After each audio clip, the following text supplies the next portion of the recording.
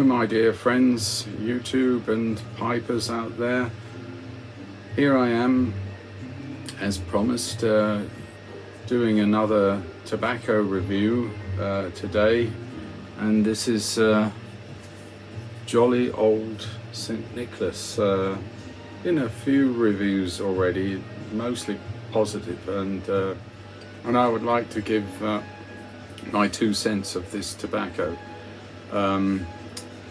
Right now I'm in the shed of Shangri-La in southern Switzerland, so we've moved to the south to meet the relatives and staying in this little chalet apartment, and this is the shed we renovated and to store stuff, but I have a corner here with my tobacco. It's another little paradise. My wife wanted to call it the shed of Shangri-La, so good. So this tobacco has been produced sort of off and on over the last years, and in fact they had in 2018, I have to reach for some tins here. This one was 2018, and interestingly they released this year some more tins of this, and I'm assuming it's 2018 and not they use some old labels, who knows, but it's interesting to compare. Some people say this one was a little bit weaker and not as well topped as this one. This seems to get a few more points as a Christmas tobacco. I'm smoking it in this pipe, which is a St. Nicholas Christmas Savinelli pipe, 6mm because they had the best deal in the US, and with the shipping it was cheaper than a 9mm from their Irish sister shop.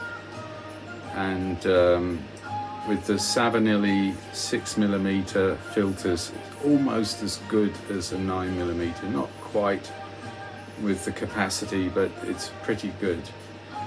And I've had 6 bowls of this tobacco, and in different pipes, and strangely I found this Umpau almost the best one. Even better than the Meerschaum. I don't really understand why that is. Normally Christmas pipes I used to get always Princes, but I've broken my preference there to get a bit more variety in my collection, and I really like this as a Christmas pipe, and I think particularly this year with the sandblast and the love red stem and the green golden band, they've actually got it pretty perfect and a very reasonable price to pay for a Christmas pipe. So very happy, and it's appropriate for this St. Nicholas blend, isn't it? Tobacco reviews so far gave us 3.3, which is the very good rating. The cut is described as a ribbon cut. It's not a ribbon cut. It's especially the black Cavendish is in pretty large chunks, and some of the other leaves as well. So and I actually like those rough cuts and fish flakes and large leaves, because it means a slower, cooler smoke, and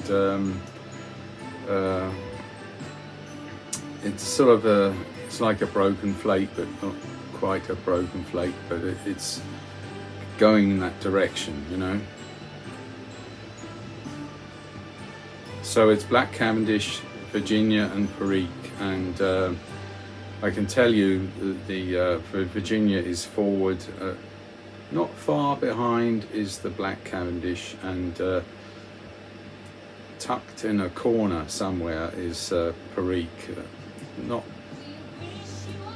with the toppings, it's hard to really say if you're picking the Perique or the toppings, but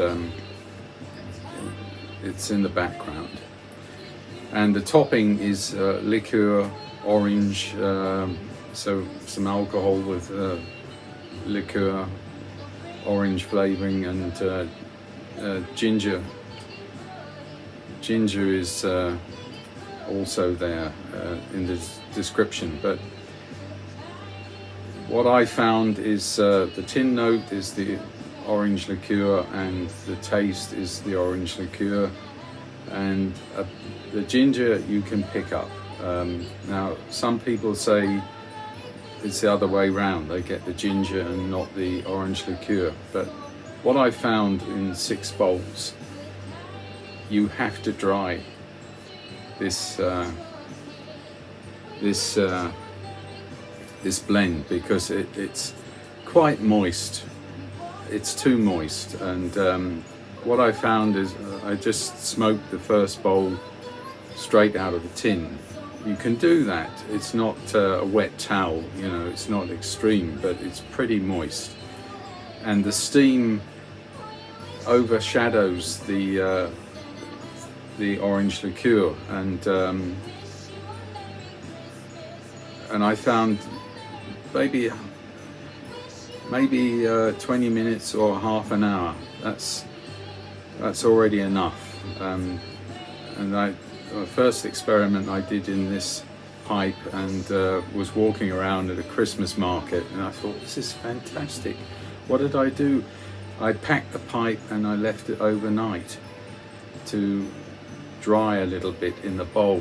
I got from the Artful Codger that tip, you can do that sometimes, and it was quite different. It was the orange liqueur came beautifully out, and the flavour holds all the way to at least 2/3 of the bowl. Not quite like John Aylesbury, where it was all the way down that the flavour held, and that's very rare for aromatics, but this is pretty good. This is going 2/3 of the bowl down, and the flavour is very, very well poised. It's not a powerful aromatic. It's not sort of going to blow your head off. You get the tin note, you think, oh wow, this is going to be good, but it's not subtle, you know, it's in the middle. It's quite strong, but it's not overpowering, and you're still getting the benefit of the Virginia and certainly the Black Cavendish. I struggled a little bit to find the Perique, but after about the first 20 minutes of smoking, you know, I could pick up the ginger a little bit further down in the smoke. So, and it's nicely balanced. It's not sort of overpowering. So the blend was conceived by Jeremy Reeves, and I think this is a good winner this year. It's probably, I haven't tried many other Christmas blends, but it must be one of the best ones. Slightly better than John Aylesbury, which I gave maybe I don't know, 3.1 or 3.2 stars. This one I give a little bit more, maybe 3.5 or something like that. It's not going to absolutely wow you, but you basically have an all-day smoke, which is very pleasant, and the room note, my wife says, is very good, so very appropriate for Christmas. Yesterday I was smoking in this meerschaum, my first meerschaum that I've got, 9mm, and it was almost as good. that not quite as this bright. I don't know if that's psychological because this is a Christmas pipe, and normally any blend is almost better in a meerschaum, at least to test and give it a fair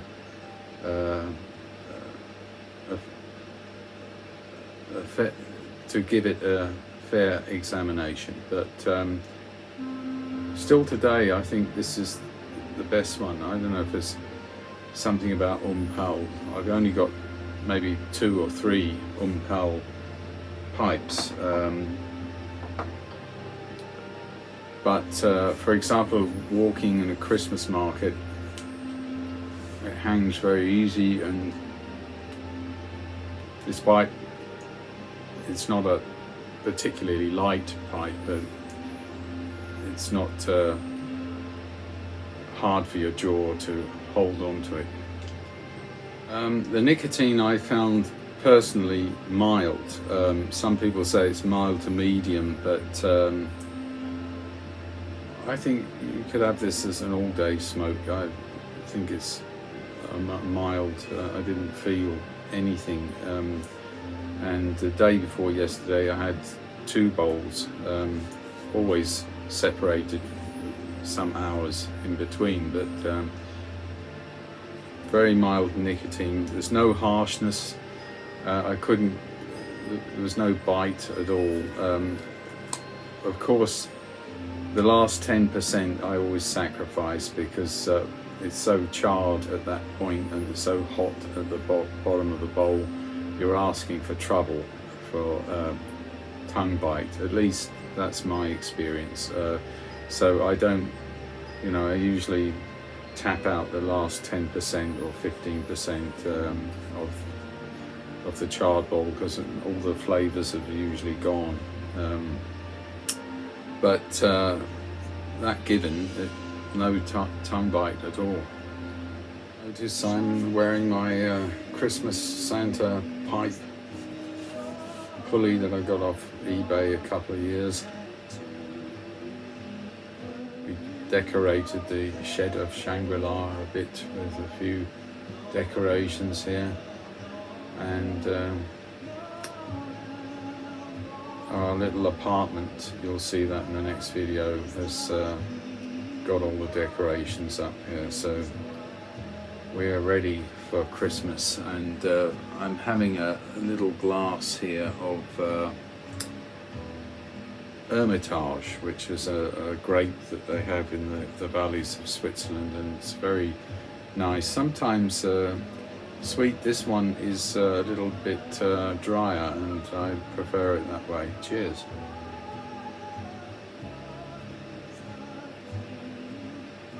Very fruity, Now, I mentioned, of course, the 2018 St. Nicholas, and it's a thought to compare the corn cob button nose Christmas blend, which Cornell Deals usually does every year, and the Golden Days of Yore. These are also very good Christmas tobaccos. I've reviewed them in the past, links below. But this one is at least as good, and I think it's actually slightly better with the orange liqueur. And talking about that particular flavour, basically the orange liqueur has a very fine taste. It's a million miles from chemical taste. It's very fine and very natural. So I think they've bought a decent orange liqueur made out of oranges and used that in this blend. There's a little floral note as well, which mingles perfectly with the orange, and in a Christmas way, as the spice comes to up about a third of the bowl down,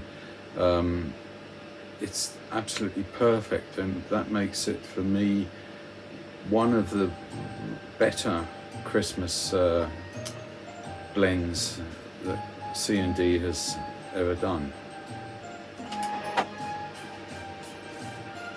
So if you have a chance to get a tin, it's absolutely worth it. At some point I will compare the 2018,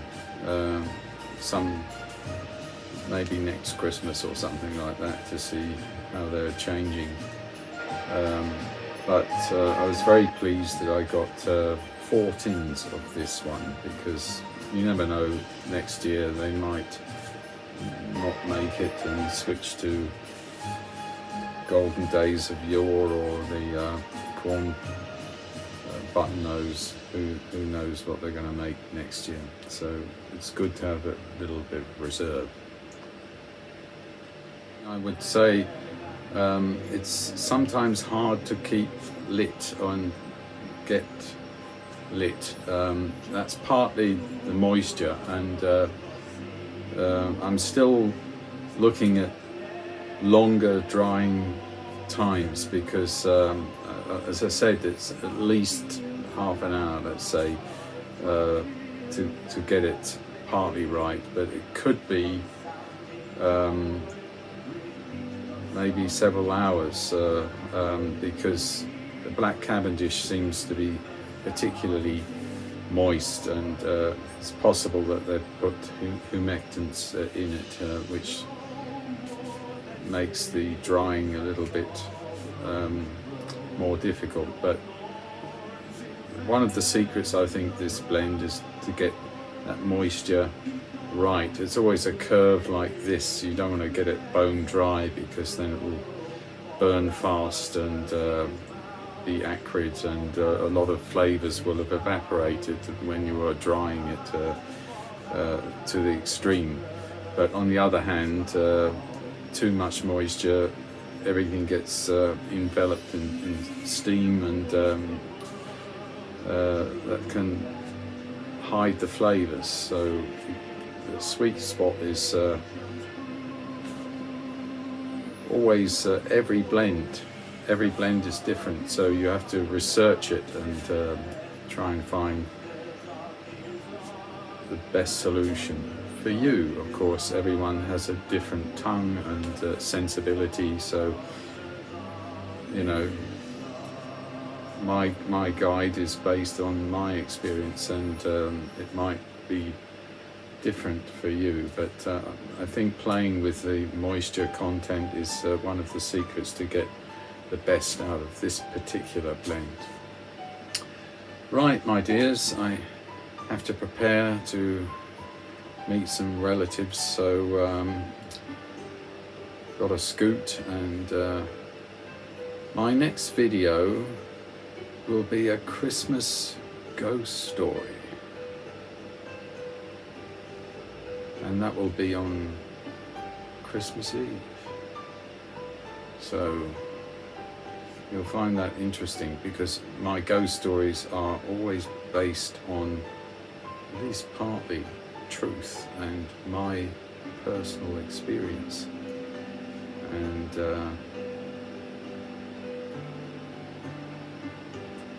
watch out for that one. Take care, my dears. Look after yourselves. And bye-bye. And Merry Christmas, of course.